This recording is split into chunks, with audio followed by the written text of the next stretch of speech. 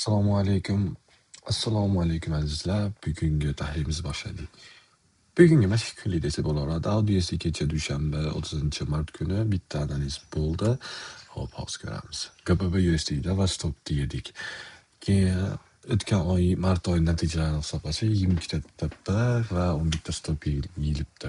60% u yoq bu yoq win rate'imiz. Hop, bugungi esa AUDUSDda buy berildi. AUDUSDda buy berildi. Stop aytildi. Stopimiz примерно shu yerda edi. Primera shu yerda edi. 689 ga buy berildi. Bu yerda buy kirdi va bizda fol zonamizni buzib o'tdi. Fol zonamizni buzib, bu oddiy tahlil, trend liniya. Fol zonalar bilan H1da buzib juda ham go'zal holatda buzib tasdiq bilan yopib berdi fol zonamizni va retestga tushib ham berdi. Retestga tushganda buy qo'shasizlar dedim. Hozir ketib qoldi.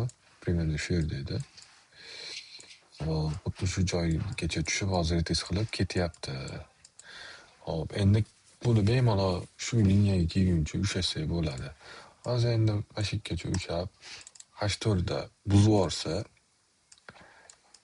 H4da buzib yuborsa, yana ushlasak bo'laveradi. Yana dalikka qo'shib yuborsak ham bo'laveradi. Xohlaganlar. Keyin Goldda bizga buy berildi. Goldda scalp M15 time frame'da indikatorlar orqali 74 da buy berildi va 97 gacha chiqdi. Uni hozir ko'rib ko'ramiz. U M15 time frame. Hop, bizda примерно 7 soat nechida berildi? 4:22 da ekan. Bu soatimiz necha noto'g'ri ekan. Hozir 12 bo'lmadi, soatimiz boshqa. 74 da berildi. 74 da xuddi shu joyda. 24, 22. Hop, gold 4:22. Примерно mana shu 11:22. Chunki sistemaning soati boshqacha ekan bunda. 22:74 da buy berildi va 97 gacha chiqibdi. Men ushlagan joyim 95 bo'ldi, 93 bo'ldi. Bu yerda yopolmadim, mana shu orada yopdim. Save qildim. Hop. Yana nimada? AUDUSDda green zonada. Mana xuddi shu green zonada buy kelsa bo'ladi. Rasmimni bemalol ko'rsanglar bo'ladi. H1da buzgan edi. AUDUSD xuddi shu joyda hozir jilib ketib qoldi. Shuning uchun aniq ko'rsata olmayman. Mana jilib ketib qoldi. Bitta mana shu spilkaga qarasanglar yo'q edi. Mana spilka tushib retest qilib berdi. Endi dash kelsa ham bo'laveradi. Hop, NZUSDda buzib berdi. NZUSD tashlash ismdan chiqib qolibdi. O'zini entry qo'ygan edim. Bunda ham H1da yaxshi impuls bilan yopib berdi.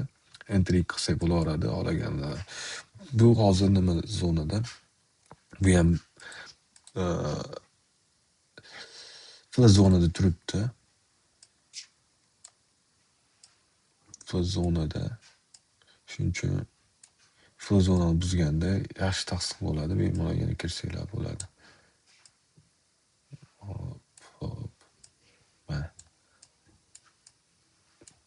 Mana shu flash zonada hozir olgin yurish mumkin. Yurib turib, shuni buzgandan keyin yana bitta dalifka qilsak bo'ladi. Hozir buyimiz bor. Shuning uchun bitamiz. Buni ham H4 xuddi bir xil ideya AUDUSD bilan. Shu trend liniyani buzsa, yana ushlab turaveramiz. Buzmasa, dona zarrasi bo'yicha yopib yuborsak bo'laveradi. Hop, bizda 3 ta ekan. 3 ta analiz bo'libdi hozirgacha. Hozir sell kutyapmiz tilloda. Tilloda agar sell bo'lib qolsa, sell ham tashlaymiz. E'tiboringiz uchun rahmat.